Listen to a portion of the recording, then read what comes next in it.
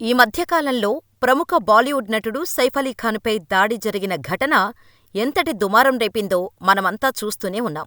దాడి చేసిన వారిలో ఒకరిని పట్టుకొని పోలీసులు అదుపులోకి తీసుకున్నారు. నిందితుడు బంగ్లాదేశ్కు చెందినవాడని తెలుస్తోంది. అయితే పోలీసులు ఇప్పుడు సైఫ్ అలీ ఖాన్ భార్య, ప్రముఖ బాలీవుడ్ హీరోయిన్ కరీనా కపూర్ను కూడా అనుమానిస్తున్నారు. సైఫ్ అలీ ఖాన్పై దాడి జరిగిన సమయంలో కరీనా కపూర్ కూడా అక్కడే ఉంది. అయితే ఆమె ఆ సమయంలో సైఫ్ని కారులో తీసుకెళ్లకుండా ఆటోలో ఎందుకు తీసుకెళ్ళింది? ఆ ఆటోలో కూడా ఆమె సైఫ్తో కలిసి రాలేదు. తన 7 ఏళ్ల కొడుకు సైఫ్తో పాటు హాస్పిటల్కు చేరుకున్నాడు. ఘటన జరిగిన రోజు తీరికగా కరీనా కపూర్ 11 గంటల సమయంలో హాస్పిటల్కు చేరుకుంది. భర్తపై అంత పెద్ద దాడి జరిగింది. ప్రాణాలతో బయటపడతాడా లేదా అనే రేంజ్ టెన్షన్ అభిమానుల్లో ఉంది.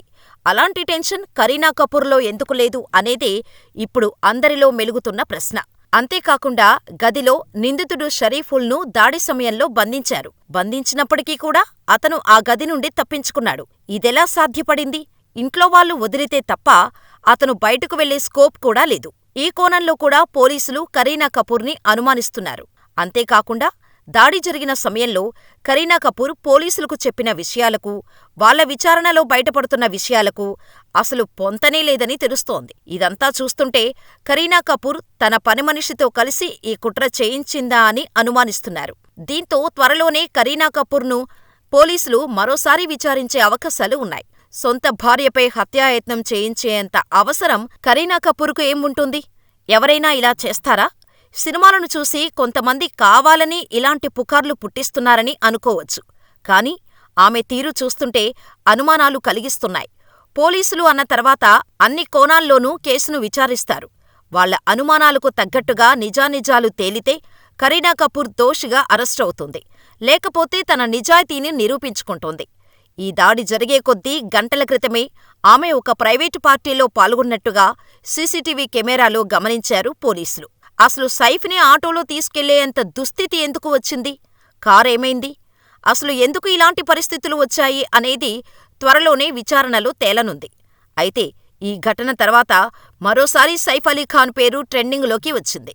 కారణం, మధ్యప్రదేశ్ ప్రభుత్వం ఆయన కుటుంబానికి చెందిన 15,000 కోట్ల రూపాయల విలువ చేసే ఆస్తులను జప్తు చేయబోతుండటమే. ఇక పూర్తి వివరాల్లోకి వెళ్తే, మధ్యప్రదేశ్ రాజధాని భోపాల్లోని 15,000 కోట్ల రూపాయల విలువగల ఫ్లాగ్ హౌస్ని ప్రభుత్వం స్వాధీనపరచుకోబోతోంది.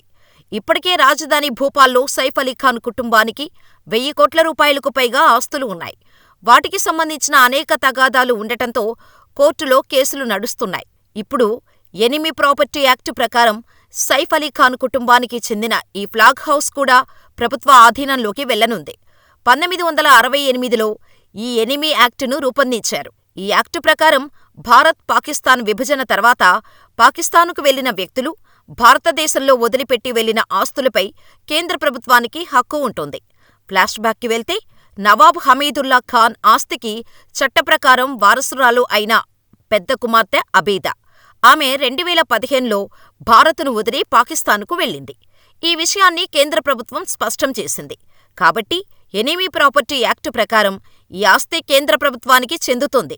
అయితే నవాబ్దు 2వ కుమార్తె సాజిద్ సుల్తాన్ వారసులు సైఫ్ అలీ ఖాన్, షర్మిలా ఠాగూర్లు ఈ ఆస్తిపై తమకు హక్కు ఉందని కోర్టులో దావా వేశారు. దీనిపై త్వరలోనే కోర్టు నుండి సంచలన తీర్పు రానుంది. చట్టప్రకారమైతే ఈ ఆస్తి సైఫ్ అలీ ఖాన్కు దక్కే అవకాశాలు దాదాపుగా లేనట్టే. వరుసగా సైఫ్ అలీ ఖాన్కి ఇలాంటి సంఘటనలు జరగటం ఆయన అభిమానులను షాకుకు గురిచేస్తోంది.